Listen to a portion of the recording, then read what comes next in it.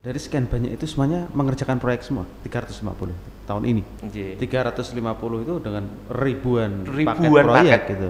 dengan imbas kena PP nomor 5 ini tadi agak banyak perusahaan yang mati lah Mas. Jadi kalau dibilang penyerapan tenaga kerja di Bojonegoro asal yang mau kerja terserap pasti. Oh gitu, asal Iya, mau asal mau kerja. Oh gitu. Asal mau kerja. Apa benar Pak Idi, kontraktor lokal itu tidak begitu banyak yang mampu mengerjakan proyek APBD atau konstruksi yang besar Pak Idi?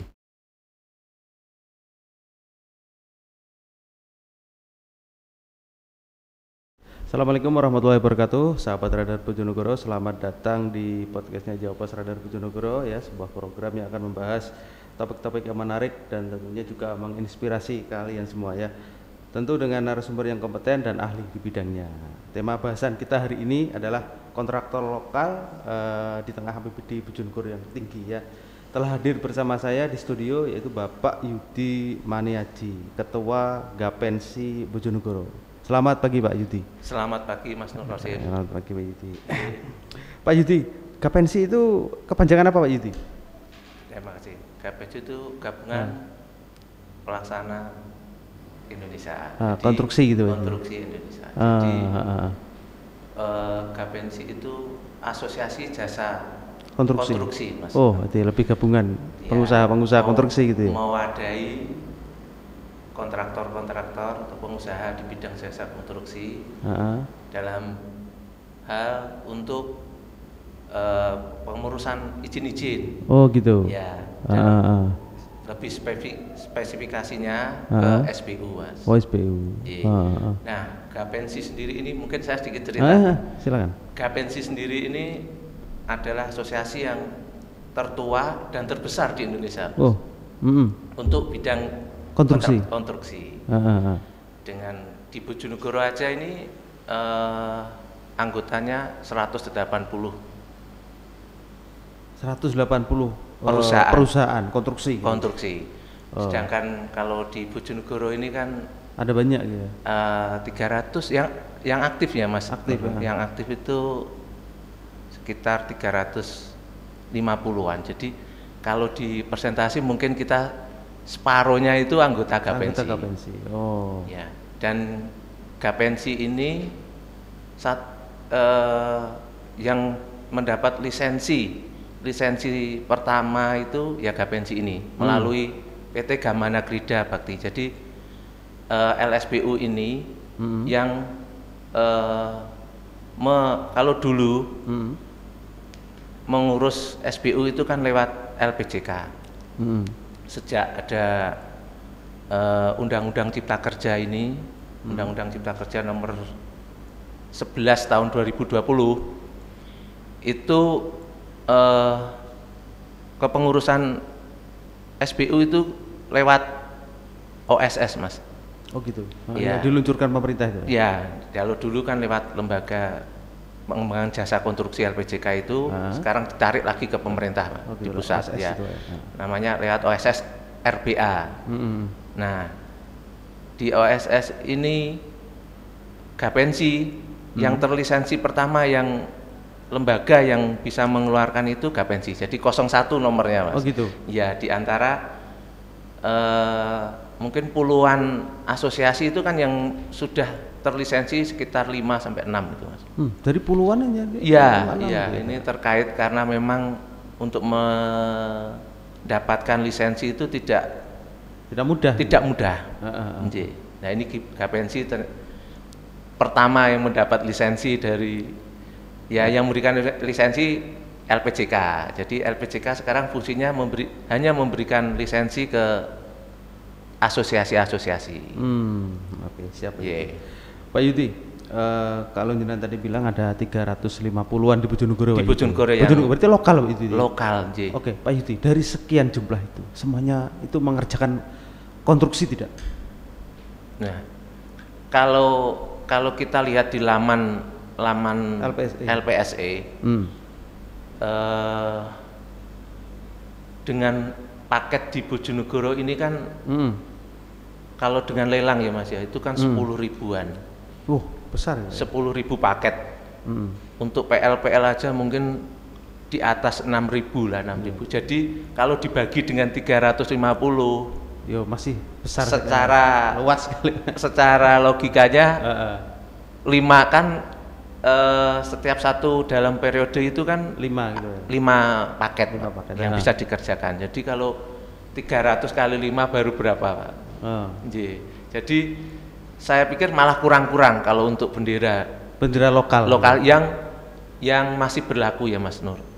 Karena banyak juga yang dengan kena imbas dari tadi ini Undang-Undang Cipta Kerja ini yang tertuang dalam PP nomor 5 ini banyak SBU yang mati, Mas.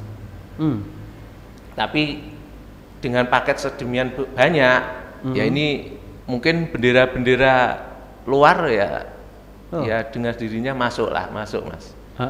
Masuk dan aturannya memang memperbolehkan seperti itu. Tidak ada larangan, Pak? Tidak ada larangan. Secara regulasi diperbolehkan memang.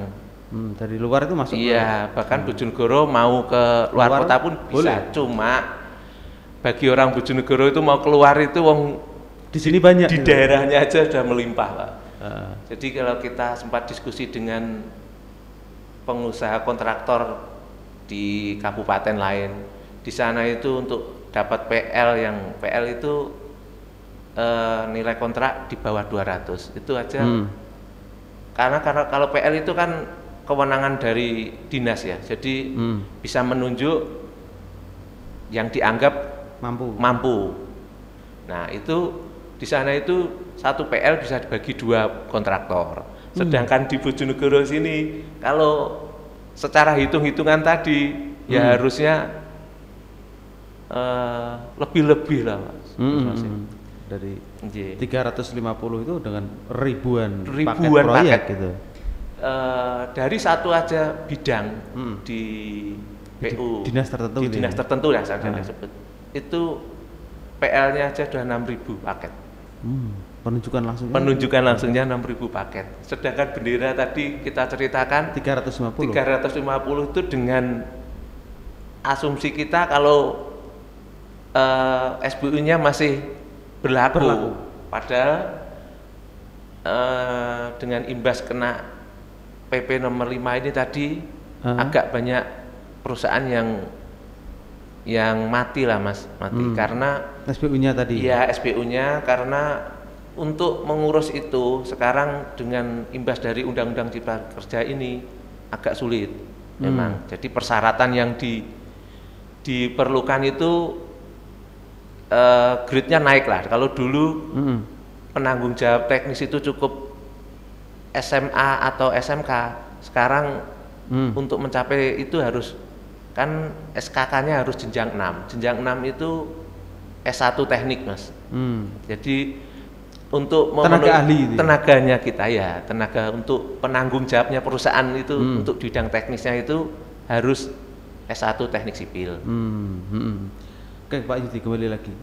Dari sekian banyak itu semuanya mengerjakan proyek semua? 350 tahun ini? Ini kita berbicara apa adanya, Mas ya. Kadang yang punya bendera itu kadang tidak kerja, Mas, kadang gitu. Iya, ya ini sebetulnya sih tidak boleh, tapi karena kan diikat dengan kerjasama ya, tapi mungkin yang justru yang menggunakan yang ada pihak-pihak, tapi benderanya tetap bekerja. Artinya PT itu sendiri tetap mengerjakan. Tetap mengerjakan, Mas.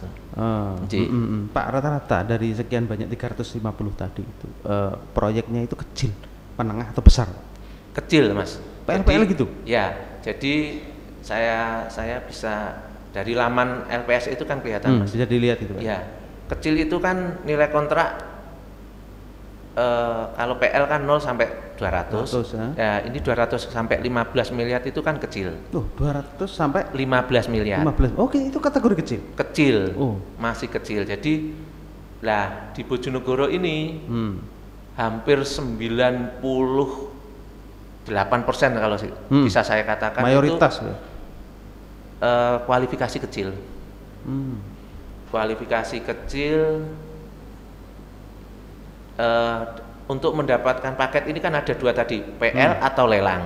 Nah, Kalau tahun-tahun ini kita berbicara ke lelang. Kalau PL jelas ya, PL itu tinggal kita lobby kita ke dinas seperti apa untuk mendapatkannya ya Mas ya. Lobby kita tinggal kepercayaan dinas seperti apa, atau ada jalur pokir Mas. Pokir yang sebetulnya sih memang pokir ini harusnya tetap kewenangan dari dinas mestinya. Walaupun itu bentuknya apa dari DPR itu apa namanya Mas? Pengajuan dari DPR, tapi yang ngelola tetap dinas. Seperti itu kan mestinya tetap bisa didistribusikan ke rekanan lokal. Karena rekanan lokal itu ya dengan APBD sekian besarnya ya udah selayaknya menikmati hasilnya. Oke, Pak Yudi, apa benar Pak Yudi kontraktor lokal itu tidak begitu banyak yang mampu mengerjakan proyek APBD atau konstruksi yang besar, Pak Yudi? Ini saya jawab Mas. Sebetulnya tadi kan sudah saya sampaikan bahwa kecil itu sampai 15 miliar. Nah, fenomena yang sekarang ini terlihat ya di laman LPSE itu justru rekanan lokal sekarang yang mendominasi. Oh gitu. Pengamatan saya, karena di bawah 15 miliar itu kita seperti tadi sampaikan bahwa rekanan di Bojonegoro itu kan mayoritas kualifikasi kecil. Di 15 ini yang dulu-dulu rekanan dari luar kota itu masuk Mas ya, dulu-dulu. Sekarang pun ya juga masih masuk, tapi tidak sebanyak di tahun anggaran 2021 ya. 2022 ini berkurang karena mungkin begini, karena yang nilai 15M, 10M ke 15 itu kan juga tidak banyak. Yang banyak itu kan di angka 500 di 3 miliar. Oh gitu. Nah, kategori kecil ya? Kategori kecil, maksudnya yang dari kategori kecil kita pilah-pilah lagi bahwa yang persentasenya paling besar itu di bawah 10M. Di bawah 10M. Nah, dulu rekanan luar kota itu banyak yang masuk Mas. Oh. Ya, tapi dengan kok mungkin dengan HPS Bojonegoro ini yang enggak terlalu tinggi, dia harus bersaing dengan lokal, dia harus menutup dengan operasionalnya. Operasional dia kan jauh Mas.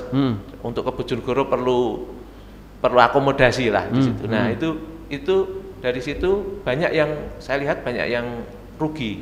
Ini bisa saya katakan karena teman-teman saya di Gapensi, di Kabupaten Lamongan, Tuban itu pernah mengerjakan di sini. Sama-sama anggota Gapensi kan pernah bercerita Mas. Waduh, saya rugi. Ada yang putus kontrak, ada yang rugi. Nah, ini jadinya dia tuh di tahun anggaran 2022 ini agak berkurang. Agak ini ya, ngerem gitu ya. Iya, ngerem Mas, ngerem. Karena rekanan lokal matok harganya sudah di 20%. Oh. Jadi yang lelang itu bisa di rata-rata Mas. Di rata-rata itu turunnya ya di atas 18 lah, 18-20, yang paling banyak di 20. Bagi rekanan luar kota mau turun 20 itu mikir Mas. Jadi makanya kecil ini yang 15M ke bawah ini rekanan Bojonegoro yang saya lihat mendominasi. Oh. Kalaupun ada bendera itu ya mungkin karena seperti trotoar itu kan syarat yang di SPU yang diminta itu kan spesialis Mas. Jadi di Bojonegoro untuk SPU spesialis masih hampir sedikit lah Mas, hampir tidak ada. Akhirnya mungkin pakai bendera luar kota itu, tapi yang mengerjakan juga orang lokal. Oh. Ya. Oke Pak Yudi, kenapa lelang itu turunnya kok tinggi-tinggi 18%, 20%? Apa memang persaingannya sebegitu sengitnya gitu Pak Yudi? Jadi begini, aturan dokumen lelang itu kan semuanya acuannya adalah Perpres Mas ya. Iya. Nah, di Perpres yang terbaru ini, Perpres nomor 12 tahun 2021 dan sebelumnya itu Perpres nomor 18 itu persyaratan lelang itu hampir mudah untuk dipenuhi. Dan ini memang semangat dari Perpres ini dari Pak Jokowi selaku presiden ini ya Pak ya. Itu kepala negara itu memang biar tidak ada persaingan yang tidak sehat. Jadi syarat yang diminta di dokumen lelang itu sangat-sangat mudah dipenuhi rekanan yang mau menawar suatu paket. Syarat administrasinya mudah. Mudah. Nah ini akhirnya menjadi persaingan. Persaingannya jadi kalau kita tidak turunnya banyak, kalah Mas. Kita. Berarti persaingan itu tidak di administrasi lagi, tapi di harga. Kenapa di angka 20? Apa masih untung Pak? Betul. Sebelum itu, sebelum untung dan tidaknya ini 20 itu angka aman gitu. Angka anunya dievaluasi dokumen lelang itu kalau lebih dari 20 dalam kategori tidak wajar. Nah itu ada kewajaran harga. Gitu? Ada kewajaran harga. Kalau kita melebihi itu persyaratan yang diminta bertambah. Gitu. Nah itu akan kadang menyulitkan nanti. Jadinya akhirnya kita kalah. Makanya dipatok di 20 di polno gitu Mas. Di polno dimentokno lah 20. Itu mentok 20. Ya. Nah itu biasanya rekanan Bojonegoro ini di 20 itu belum mengukur rugi untungnya, tapi ini tadi Mas menang dulu. Ini fenomenanya Mas ya, Padahal kalau melihat HPS di Bojonegoro ini turun 20 itu sudah sangat berat untuk beberapa paket ya. Karena memang ada belakangan ini ada salah satu PD tidak saya sebutkan, HPS-nya lumayan. Jadi kalau turun 20 masih ada keuntungan. Cuma keluarnya di akhir-akhir masa tutup anggaran ini. Jadi ya banyak akhir tahun kontraktor juga berpikir 2 kali mau ikut itu gitu loh Mas. Karena dengan kondisi alam yang sekarang hujan dan sebagainya ini, terus nanti di akhir tahun itu kalau lebih dari tanggal 15 kan kita bayar pajak. Nah itu jadi pertimbangan lah untuk menawar. Tapi memang harganya agak lumayan. Tapi kalau yang OPD-PD yang lain tuh harganya HPS-nya minim Mas. Kalau 20 udah berat. Nah terus berat. Ini untung apa tidak turun sampai 20 ini?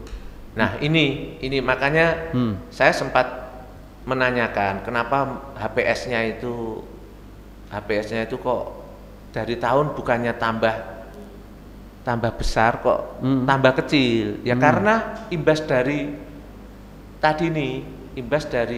waktu rekanan menawar ini kok turunnya banyak. Berarti kan di situ bisa diambil kesimpulan oleh dinas bahwa dengan harga sekian masih untung. Nah itu diturunkan padahal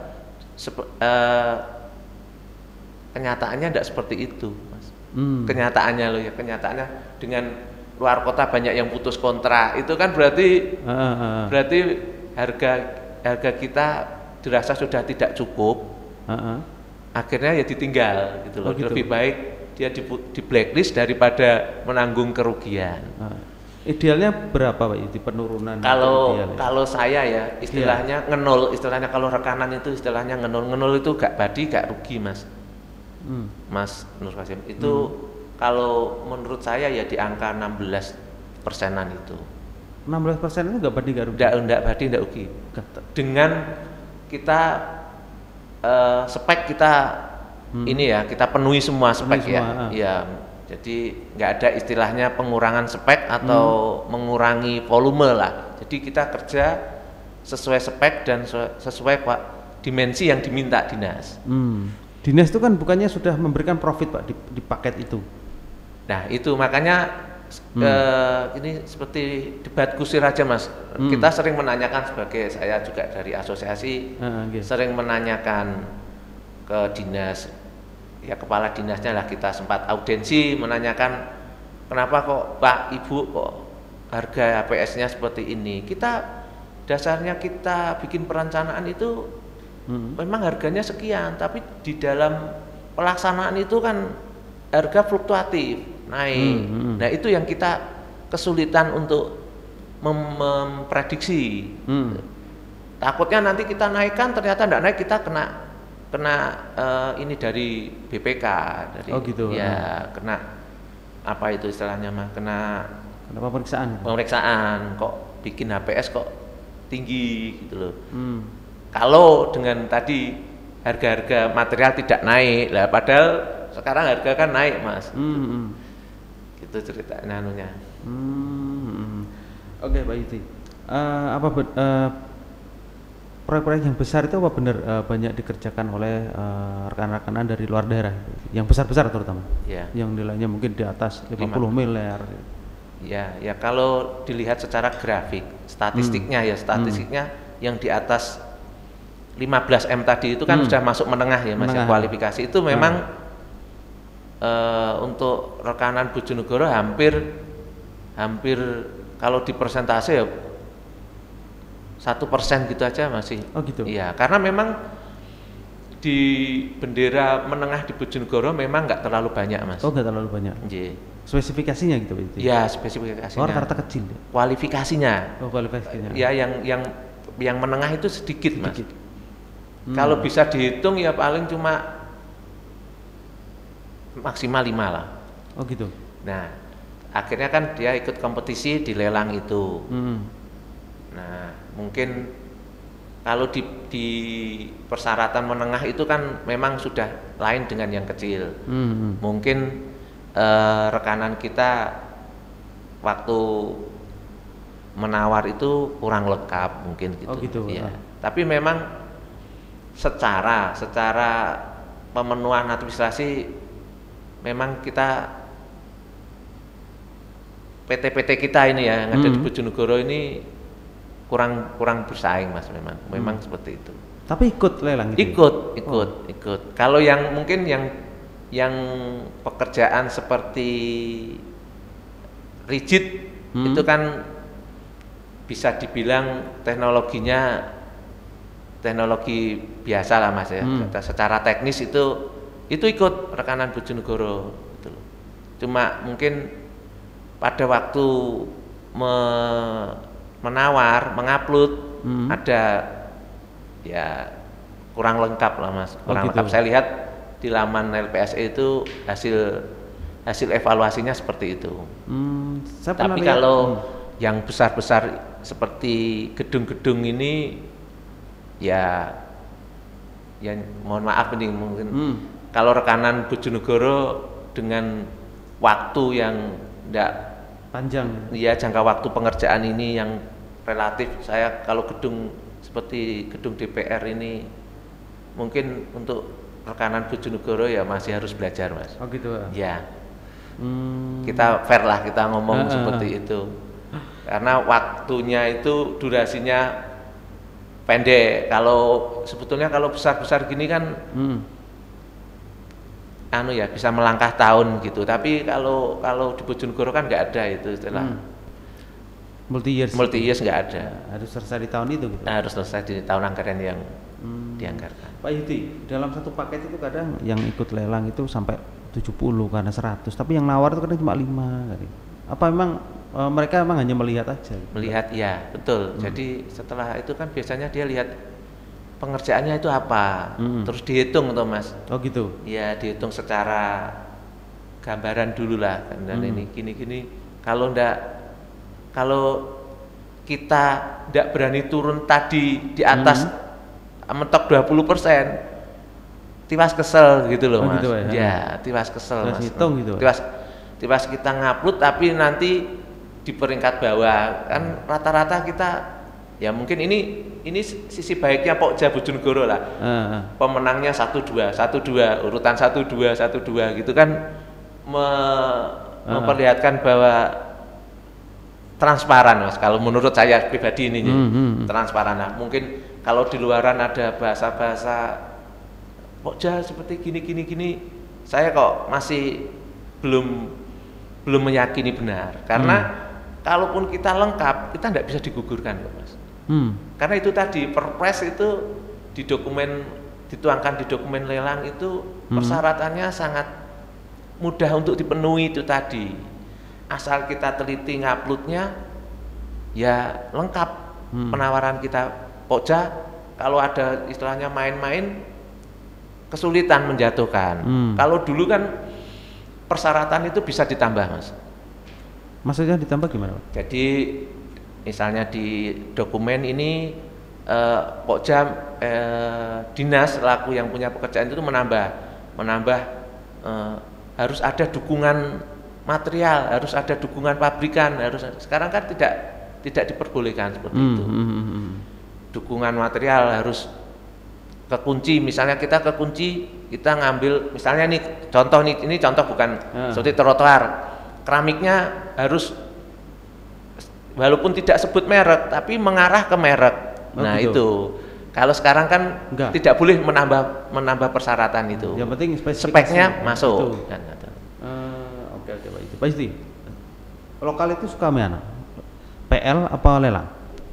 Kalau berbicara secara bisnisnya ya tetap lelang, Mas. Oh lelang. Lelang karena dengan nilai besar kan keuntungannya juga secara persentase. Ini gampangannya, Mas. Kalau kita dapat proyek 10 miliar, kita untung 3% aja udah bunyi. Oh gitu ya. Ya 300 juta gitu. Tapi kalau PL taruhlah keuntungannya nyun sewu 15%. Misalnya 200 ya baru ya 30 juta. Itu kalau iya loh Mas ya, kalau bisa. Itu kan bisanya 10% ya. Dari perbandingan ini kan enak kita kerja yang dapat keuntungan 300 walaupun secara persentase keuntungan cuma 3%, Mas. Tapi sudah kerasa gitu. Terasa. Kan sama Mas, pekerjaan paket kecil dan besar itu sama. Uangnya enggak sama, Pak? Uangnya yang enggak sama, tapi secara teknik pengerjaan sama. Lain kalau sudah gedung kayak gedung DPR ini butuh pengalaman pernah mengerjakan dengan waktu yang mepet, dan itu kan harus punya tim. Tapi kalau selain gedung-gedung itu mungkin rigid apa itu kan masih teknologinya masih bagi kontraktor Bojonegoro masih mumpuni lah, Mas. Kan tinggal tuang gitu. Oke Pak Yudi, paket proyek konstruksi sebegitu banyaknya ini Pak Yudi, itu menyerap tenaga kerja lokal, bukan kuli, tukang gitu Pak Yudi. Nah ini mungkin bisa saya cerita sedikit, Mas. Jadi kita itu kalau dapat pekerjaan misalnya di Kedewan, kita mencari pekerja di sekitar itu ya sulit. Oh, sulit Pak Yudi? Sulit. Jadi ya karakter Bojonegoro mungkin ya sudah mayoritas tingkat ininya udah jadi ekonominya sudah iya tinggi, mungkin ya. Yang muda-muda ini juga mungkin pola pikirnya sudah tidak bekerja kasar lah mungkin ya. Jadi agak sulit Mas sebetulnya. Jadi kalau dibilang penyerapan tenaga kerja di Bojonegoro, asal yang mau kerja terserap pasti. Oh gitu, asal mau kerja. Oh gitu. Asal mau kerja. Juga ada tukang itu kan kalau dia punya anak kan pengennya anaknya enggak jadi tukang. Oh iya. Itu insinyur juga, gitu. Iya, inilah Mas. Makanya itu. Makanya banyak juga kayak pekerja-pekerja yang kabupaten yang minus-minus itu orangnya kan ya harus bekerja ke luar kan Mas ya. Otomatis Bojonegoro ini tempat yang ini juga bagi pekerja-pekerja itu. Tuban itu banyak kesini. Banyak juga, saya juga yang kerja juga Tuban-Tuban itu juga banyak. Ya. Apa emang begitu sulitnya Pak? Apa pernah menawari gitu? Menawari orang-orang lokal? Pernah, kita selalu menawarkan. Iya, karena gini Mas, kalau kita meng-hire pekerja lokal itu kan kita diuntungkan. Kita tidak ngasih transportasi. Oh gitu. Tidak uang makan. Dan tahu kondisi di situ gitu. Ya, juga tahu kondisi di situ. Tapi memang ada beberapa daerah seperti di Turucuk itu banyak Mas tukang kita. Oh gitu. Ya, tapi kalau sudah di daerah-daerah yang agak sulit kita memang pekerjaan. Oh, berarti tertentu Pak ya? Apalagi ini kan programnya Pemda Bojonegoro itu kan bedah rumah, Mas. Oh iya. Ya, bedah rumah itu selalu bersinggungan langsung ke desa masing-masing, Mas. Jadi tukang itu mengerjakan di bedah rumah itu kalaupun mau, tapi rata-rata ya nggak ada. Kita coba nawar ke kanan kiri siapa yang anu, ya nggak ada. Kita kan kalau bedah rumah selalu kula nuwun istilah ke kepala desa, ke perangkat, ya siapa yang anu, ya nggak ada, Mas. Di beberapa daerah loh ya, di beberapa daerah. Tapi kalau di daerah-daerah tertentu memang banyak, kayak di Trucuk, di Ngablak itu memang daerah yang menyumbangkan tukang-tukang loh, Mas. Memang kan tukang itu juga sepertinya profesi yang diturunkan dari orang tua. Okay. Siapa itu? Kalau dibilang penyerapan, saya pikir sudah terserap, Mas. Kita pernah dengan Dinas Tenaga Kerja ini, itu ya diskusi seperti ini. Tapi kenyataannya di data kita itu tidak seperti itu. Di data Dinas Tenaga Kerja itu kok banyak yang minta lah. Sekarang yang diminta sama warga itu, sama pencari kerja itu yang pekerjaan yang gimana. Kalau kerja di bangunan jelas, di konstruksi jelas tersedialah kalau memang mau jelas itu, jelas. Jadi saya pikir ya tadi itu paketnya 10.000, kalau dikalikan satu lokasi aja 10 tenaga kerja aja sudah berapa tuh? Sudah bisa menyerap banyak tenaga kerja. Oke, siap. Oke, Pak Iti, terima kasih atas kedatangannya hari ini. Semoga apa yang kita diskusikan ini, Pak Iti, bisa memberikan banyak manfaat kepada para sahabat Radar Bojonegoro. Demikian sahabat Radar Bojonegoro, seru sekali pembahasan kita hari ini. Semoga apa yang kita bahas tadi bisa memberikan banyak inspirasi, juga memberikan informasi kepada kita semua. Sampai jumpa di Jawa Pos Radar Bojonegoro podcast berikutnya. Assalamualaikum warahmatullahi wabarakatuh. Waalaikumsalam.